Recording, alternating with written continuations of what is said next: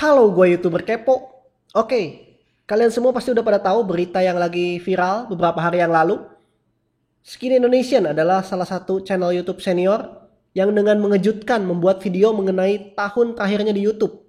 Mereka mengambil keputusan untuk pensiun berhenti nge-YouTube pada tahun depan, 2021. Skinny Indonesian merupakan YouTuber lama. Channelnya sendiri sudah ada dari tahun 2011 dan saat ini sudah berumur 9 tahun. Channel YouTube kakak beradik Andovi dan Jovialda Lopez ini cukup terkenal apalagi di masa keemasannya saat para YouTuber terkenal membentuk grup Eclipse. Andovi dan Jovial juga sempat berkolaborasi dengan Young Lex dalam menyanyikan lagu GGS, Ganteng-Ganteng Swag, dengan salah satu lirik yang pastinya kita ingat, YouTube lebih dari TV. Boom. YouTube lebih dari TV. Dan saat itu Jovial menggunakan lirik itu untuk memberitahukan kepada netizen kelebihan YouTube dibandingkan dengan TV. YouTube akan menjadi new platform yang akan lebih banyak ditonton daripada TV. YouTube juga adalah platform yang memberikan kebebasan seseorang untuk berkarya tanpa perlu dikekang oleh peraturan TV atau mengejar rating sesuai arahan produser. Dan terbukti sekarang YouTube berkembang dengan luar biasa. Banyak orang biasa yang terkenal karena YouTube, walaupun istilah YouTube lebih dari TV mungkin sudah tidak relevan lagi. Karena sekarang ada acara TV dan artis TV juga masuk ke YouTube. Sistemnya juga seperti TV, mengejar rating dan trending. It's all about business. Jadi YouTube sekarang sudah sama dengan TV. Jadi apa alasan Andovi dan Jovial untuk berhenti di YouTube? Andovi dan Lopez beralasan kalau dirinya sudah tidak bersemangat lagi untuk membuat video YouTube. Passionnya sudah hilang. Tapi the reality is, bagi gue secara pribadi, the fire has died in me. Passion yang ada bagi gue untuk membuat video kayak gue zaman dulu nggak seperti sekarang. Sedangkan alasan kakaknya, Jovialda Lopez, adalah karena dia merasa reward yang dia dapatkan tidak sebanding dengan usahanya. Reward yang dimaksud seperti view, subscriber, likes, dan komen. Cuma I feel like the reward for the energy that we put out is just not there. Okay. Konten seperti Skinny Indonesian dengan algoritma YouTube sekarang lebih susah untuk mendapatkan view dan subscriber. Kebanyakan yang naik sekarang adalah konten seperti pamer harta, prank settingan, atau giveaway. Dari yang gue tangkap, sekarang Jovial merasa YouTube sudah tidak lebih dari TV. Jovial tidak ingin berada di sistem YouTube yang seperti sekarang ini, seperti contohnya menukar giveaway dengan subscribe. Menurutnya sistem seperti itu adalah sistem yang salah karena kalian subscribe channel YouTube demi hadiahnya, demi uang, demi HP, bukan karena suka dengan karyanya. Kalian subscribe ke kita giveaway ke kalian supaya kita makin besar. Guys, itu sistem politikus dari dulu. Gue bayar 100.000 ke kalian, kalian pilih gue jadi gubernur kalian, gue jadi presiden kalian. Dan lihat sekarang bangsa ini di mana. It's a fucked up system. Seharusnya in a fair play, semua orang bermain tanpa ngasih duit, tanpa ngasih apa, cuma buktiin ini karya gua, lu pilih gua untuk karya. Lu bukan pilih gua karena gua ngasih lu handphone, lu pilih gua karena gua ngasih lu mobil, lu pilih gua karena gua ngasih lu duit, bukan. Lu pilih gua karena gua layak untuk dipilih. I give you something, you give me something. It's transactional. Well, gue setuju sih sama hal ini karena gue lihat penonton saking pengennya sama HP, dapetin HP, itu komen isinya spam semua. Be yourself, never surrender. Gue sampai bosen bacanya. Gak ada yang komen tentang isi videonya. Sistem dengan mengiming-imingi hadiah atau giveaway itu sama saja seperti subversive. Gue subscribe lo, jadi lo subscribe gue juga. Gue kasih lo HP, mudah-mudahan menang, tapi lo subscribe gue dulu. Sistemnya sama aja kan, sama subversive menurut gue. Oke lah, mungkin subscriber lu nambah banyak dengan sangat pesat. Udah pasti sih itu. Tapi kalau view, apakah bakalan nambah banyak kalau hadiahnya sudah habis? Belum tentu. Karena orang-orang tersebut subscribe entah pakai puluhan akun cloningan atau subscribe karena iming-iming hadiah. Mereka itu subscribe bukan karena suka videonya, tapi karena pengen hadiahnya. Bisa aja di masa depan mereka unsubscribe lagi atau kagak ditonton videonya. Subscribe karena ada maunya atau karena videonya itu jelas berbeda. Jadi yang paling baik adalah seseorang subscribe dengan sukarela karena suka dengan kontennya, bukan hadiahnya. Apa bedanya YouTube sekarang dan yang dulu? Oke, jadi gue sendiri nge-YouTube pertama kali itu di tahun 2015. Dulu channel gue namanya Aaron Alvaro dan gue udah ubah jadi Kepo Gaming saat ini. Yap, channel pertama gue adalah channel gaming. Kemudian tahun 2016 gue baru bikin channel YouTuber Kepo. Walau begitu gue udah ngikutin YouTube itu dari tahun 2012. Video YouTube pertama yang gue tonton adalah Malam Minggu Miko season 1, web series buatan Raditya Dika. Yaitu adalah video YouTube pertama yang gue ikutin sih, adalah Malam Minggu Miko, dan gue subscribe Raditya Dika saat itu. Bisa dibilang Radit adalah channel YouTube yang pertama kali gue subscribe. Dan jujur itu adalah salah satu web series yang selalu gue ikutin sampai akhirnya tamat. Dan di season 2, Radit mengajak Andovi dan Jovial. Di sanalah pertama kali gue tahu kakak beradik Skinny Indonesian yang ternyata seorang YouTuber. Dan untuk channel gaming yang pertama gue tonton adalah PewDiePie di tahun 2013. Saat dia mainin game Dreadout 1. Dan PewDiePie adalah YouTuber yang menginspirasi gue untuk membuat channel gaming. Kayaknya sih hampir semua YouTuber gaming itu terinspirasi dari dia. Kalau channel gaming Indonesia sih gue terinspirasi dari Tara Arch dan Mia Oak. Jadi karena gue udah ngikutin YouTube dari tahun 2012, gue sedikit banyak tahu perbedaan YouTube dulu dan sekarang. Dulu di tahun 2012 itu smartphone dan kuota internet masih mahal. Hanya orang tertentu saja yang bisa menikmati streaming video. Hal tersebut masih merupakan sesuatu yang mewah. Gue sendiri waktu itu gak berani ya untuk nonton YouTube kualitas XD, apalagi Full XD. Ngabisin kuotanya banyak banget. Paling banter juga 360p. Sekarang dikasih 360p mata gue udah siwer. Pengennya nontonnya Full XD mulu. Karena itulah penonton yang masuk YouTube tersaring. Hanya kalangan tertentu saja. Sebagian besar orang juga masih nonton TV saat itu. Orang-orang saat itu menonton YouTube karena sudah malas menonton acara TV yang menurut mereka alay, gak asik lah, dan lain-lain. Jadi tontonan mereka adalah YouTube yang menurutnya lebih keren dan sesuai selera. Gue sendiri juga alasannya begitu sih.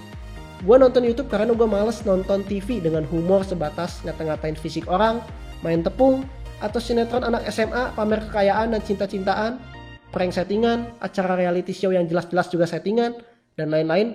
Itu sama sekali gak menghibur buat gue, karena itu gue memilih YouTube. Di tahun 2012 sampai 2018, belum banyak artis yang masuk ke YouTube, karena YouTube saat itu belum besar. Mereka juga mungkin belum tahu seberapa besar sih YouTube itu pengaruhnya dan AdSense-nya.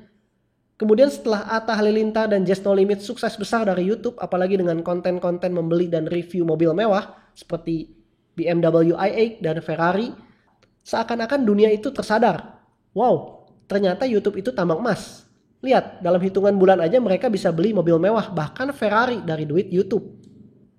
Saat itu Just No Limit bahkan sampai diundang Presiden Jokowi karena penasaran bagaimana bisa seorang YouTuber main game bisa mendapatkan penghasilan ratusan juta, bahkan mungkin miliaran rupiah per bulannya sampai bisa membeli mobil Ferrari. YouTube sudah besar dan sudah dilirik oleh perusahaan besar dan orang-orang terkenal di TV. Tambang emas tentu banyak yang datang untuk masuk dan mencari emas di dalamnya.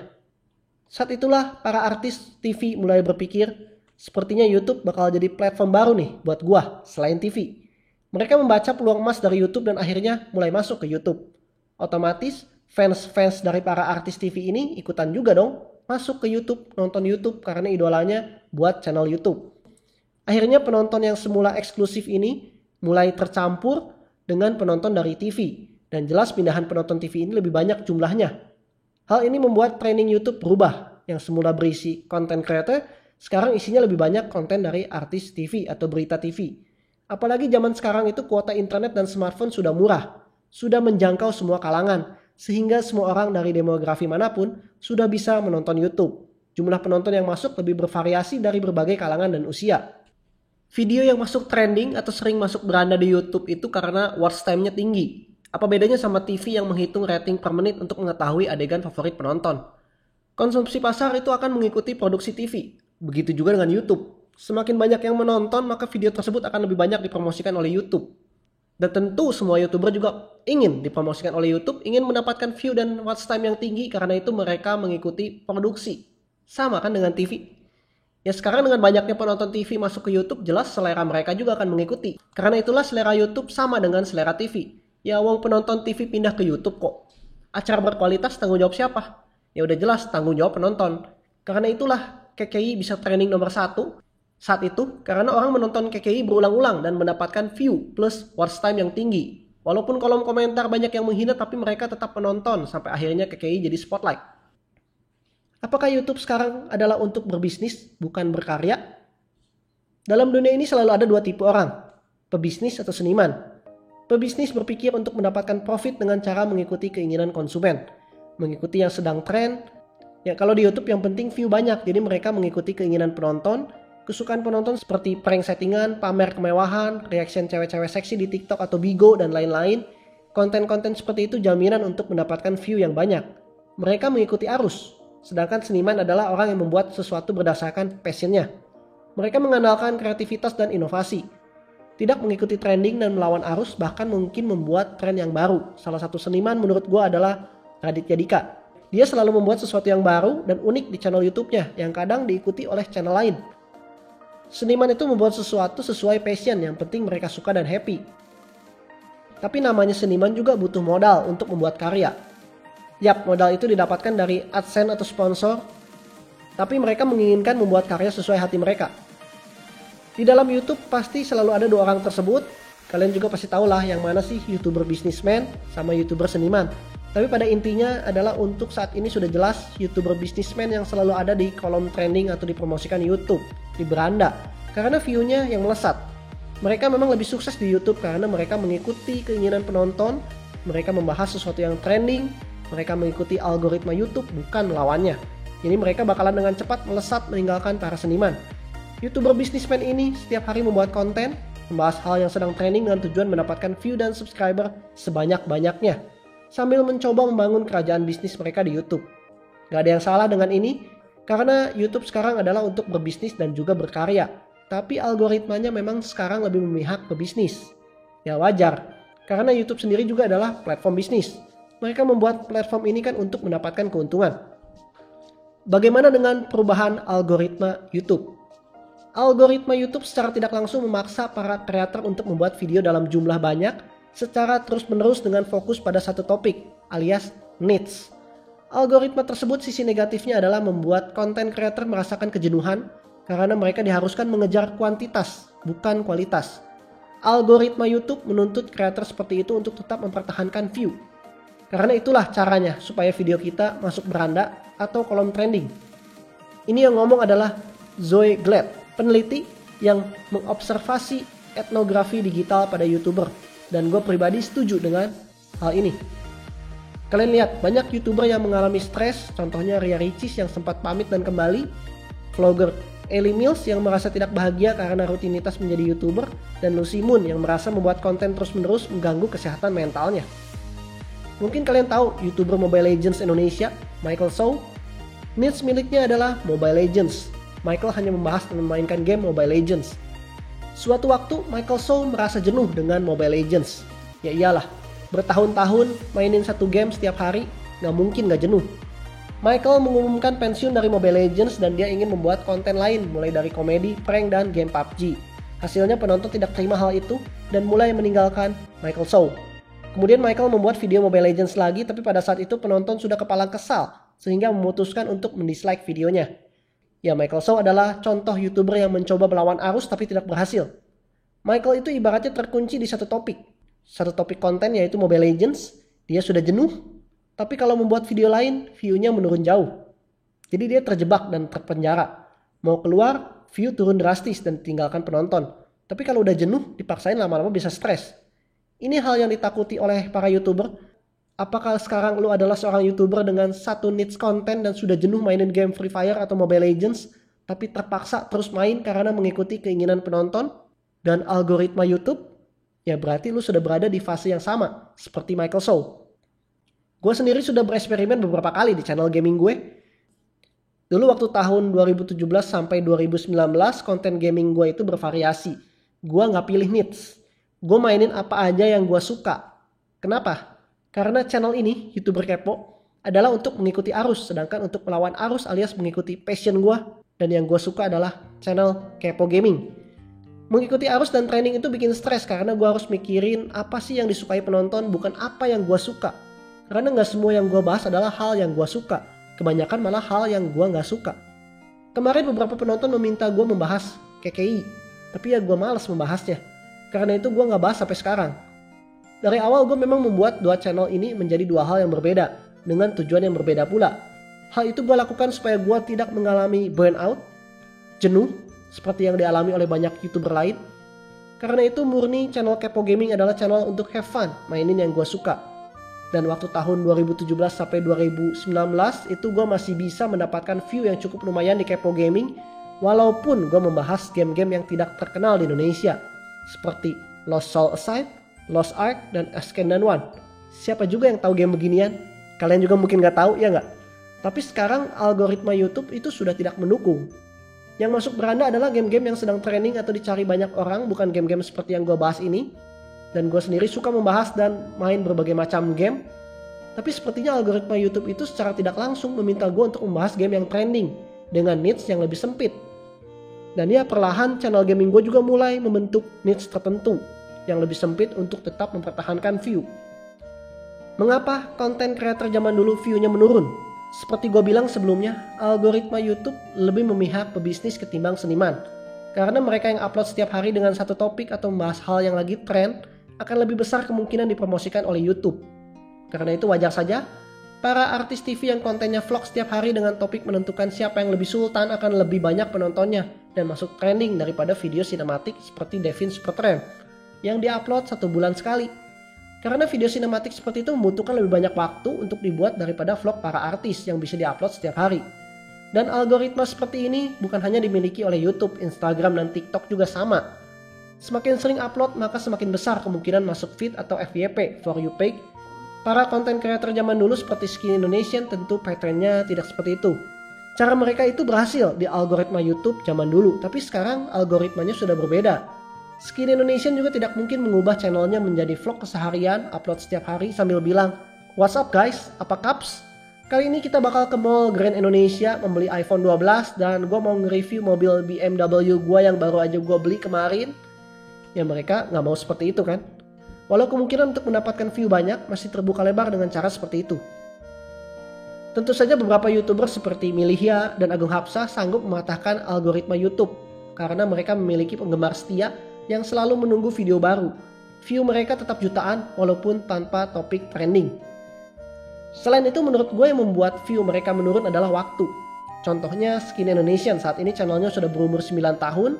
Bayangin aja 9 tahun yang lalu ada anak SMP umur 15 tahun menonton dan subscribe Skin Indonesian. Dan sekarang usia mereka sudah berapa? 24 tahun? Saat usia 15 tahun mungkin penonton tersebut masih santai dan bisa nonton YouTube setiap hari. Tapi saat usia 24 tahun, mereka sudah disibukkan oleh pekerjaan kantor dari pagi sampai sore, bahkan malam. Belum lagi sudah punya anak istri. Semakin dewasa seseorang, maka waktu untuk me time itu semakin sedikit karena tanggung jawab juga sudah semakin besar. Dan perlahan waktu mereka untuk sekedar menonton YouTube berkurang. Jadi YouTuber lama harus berjuang lagi untuk mendapatkan subscriber baru dengan rentang usia yang lebih muda, yang biasanya punya idola baru lain. Gua kasih contoh ya, Skydas Minecraft. Sekarang namanya Skydas Everything adalah channel YouTube gaming luar negeri yang dulunya memiliki view rata-rata jutaan. Subscriber dia saat ini sudah mencapai 11,4 juta berkat game Minecraft. Pertama kali join YouTube itu tahun 2011, tapi kalian bisa lihat view rata-rata dia sekarang sekitar 30-50 ribu saja. Loh, kemana itu para penontonnya? Selain popularitas dari game Minecraft yang juga menurun, gue yakin penonton dari Skydas yang dulu mungkin masih SD atau SMP, sekarang sudah dewasa dan sudah tidak bermain Minecraft lagi.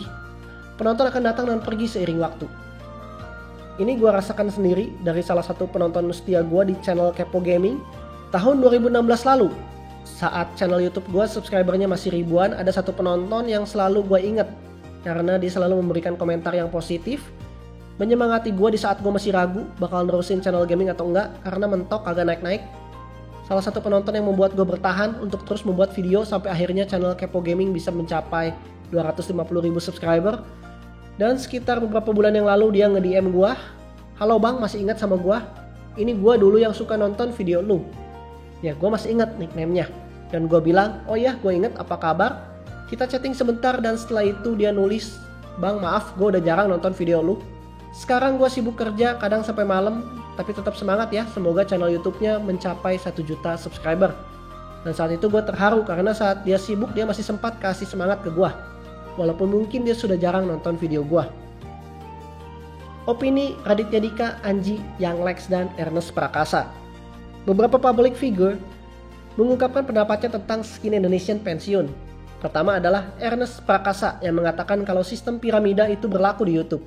Saat YouTube sudah menjadi semakin besar, maka piramida bagian atas akan menyempit dan piramida bagian bawah akan melebar. Maksudnya adalah channel Skin Indonesian dengan tontonan yang lebih berkelas, kadang menggunakan bahasa Inggris, tema yang lebih berat, bahkan kadang ada suka bawa politik juga. Tentu penontonnya akan lebih sedikit dengan tontonan yang lebih merakyat seperti para artis pamer mobil mewah. Menurut Ernest, semua yang terjadi di YouTube adalah alami.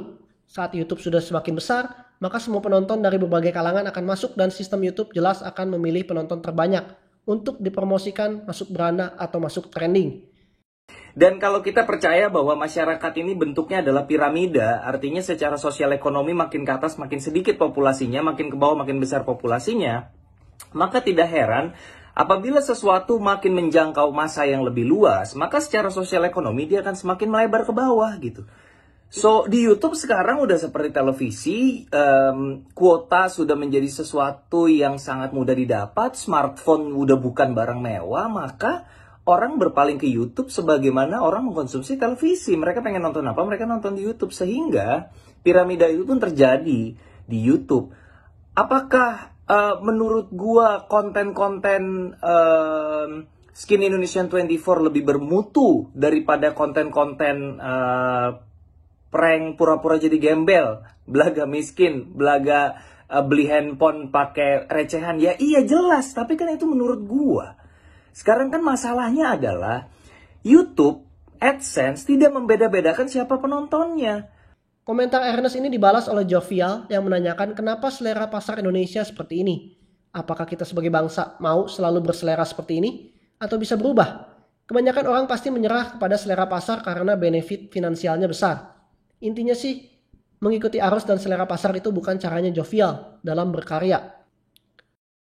Opini berikutnya adalah dari legenda YouTube Raditya Dika. Udah nge-YouTube dari tahun 2007, jadi udah 13 tahun, senior banget. Dan Radit adalah channel pertama yang gua tonton di YouTube saat tahun 2012. Menurut Radit, dengan masuknya para artis TV ke YouTube tidak menjadi masalah buat dia. Bahkan Radit sempat membujuk para artis seperti Ari Lasso dan Luna Maya untuk memulai YouTube. Menurut Raditya Dika, para artis bukan kompetitor, tapi malah jadi teman untuk kolaborasi. Dan Radit juga bisa belajar banyak dari para artis ini. Raditya Dika juga mengatakan kita tidak akan bisa mengubah selera orang. Mau bagaimana mengubah selera penonton menjadi lebih tinggi? Jawaban Raditya Dika ini menjawab pertanyaan Jovial sebelumnya. Jadi Raditya Dika mengatakan lebih baik fokus saja di konten yang menurut kita berkualitas. Dan menerima semua risiko seperti ada yang nonton ada yang tidak. Direkomendasikan oleh YouTube atau tidak, itu semua risiko yang harus ditanggung. Membawa selera sendiri, bukan maksudnya selera mereka lebih buruk ya, tapi seleranya beda dengan kita yang sudah lama di sini. Ya kita nggak bisa ubah itu, kita nggak bisa ubah selera orang. Kita akan capek untuk bilang bahwa ini penonton yang harus berubah, seleranya harus lebih tinggi. Ya mau gimana gitu. Selain mereka berdua, teman dari Andovi dan Jovial yaitu Yang Lex juga memberikan opini. Menurut Lex, era keemasan YouTube sudah berakhir. YouTube zaman dulu dan sekarang sudah berbeda. Dulu isi kolom trending adalah karya, sedangkan sekarang isinya cuma berita dan pamer harta. Yang Lex merasa sedih. Menurut Lex, YouTube zaman dulu jauh lebih indah daripada sekarang. Yang Lex sendiri tidak setuju kalau Skin Indonesian berhenti nge-YouTube dan ingin mengajak Andovi dan Jovial bertemu membicarakan hal ini. Jauh banget lebih indah main YouTube daripada sekarang gitu. Dan dulu kita bisa ngasih suara kita masing-masing dan suaranya bisa lepas dan terbuka gitu. Kita mau ngomong apa aja. Sekarang udah jauh berbeda dan gak banyak yang dengerin sekarang. Orang lebih suka ke sensasi berita yang tadi. Kalau kalian lihat sekarang trending isinya berita. Udah gak ada lagi semangat untuk berkarya bareng. Dan kolom trending dulu isinya karya. Sekarang kolom trending isinya berita, sensasi, dan pamer harta kemewahan. Tapi it works. Dan terakhir adalah Anji Manji. Anji mengatakan dari 10 YouTuber artis, 9 tidak tahu Skin Indonesian. YouTube sekarang semangatnya bukan bikin konten keren atau beda seperti beberapa tahun yang lalu. YouTube kini adalah bisnis. Menurut Anji tidak salah mencari uang di YouTube, namun YouTube akan ditinggalkan kreator-kreator yang membesarkan namanya. YouTube tidak masalah dengan itu karena mereka perusahaan besar, yang penting YouTube semakin luas jangkauannya dan uang lancar.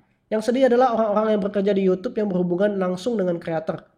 Orang-orang baik yang menyenangkan tapi tidak bisa berbuat apa-apa karena mereka bukan pengambil keputusan. Oke, panjang juga ternyata video ini. Terima kasih sudah menonton sampai akhir. Pilihan Skin Indonesian untuk berhenti dari YouTube adalah pilihan mereka sendiri yang sudah dipikirkan dengan matang, entah karena passion atau karena reward yang tidak sesuai. Apapun itu alasannya, semoga mereka bisa berkarya di tempat lain. Salah satu karya mereka selain di YouTube adalah film bioskop. Dan mereka berdua bersama dengan tim Tuan akan merilis film berjudul Bucin, tapi ditunda karena pandemi.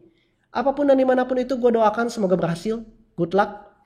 Segitu dulu dari gue. Komen, like, share, dan subscribe channel gue YouTuber Kepo. Always positive thinking. Ciao. So when I'm gone